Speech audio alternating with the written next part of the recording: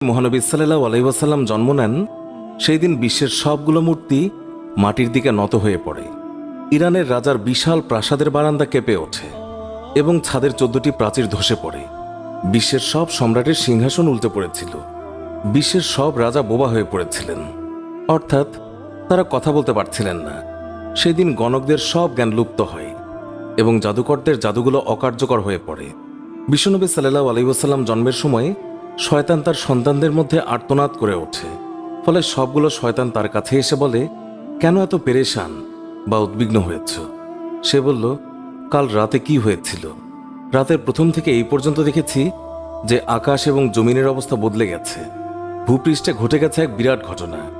ঈসা আলাইহিসসালাম ঊর্ধ্ব আকাশে চলে যাওয়ার পর আর কখনো এত বড় ঘটনা ঘটেনি। সবাই গিয়ে খোঁজ খবর নাও যে কি ঘটেছে। শয়তানরা চারিদিকে ছড়িয়ে পড়ে এবং ফিরে এসে বলে,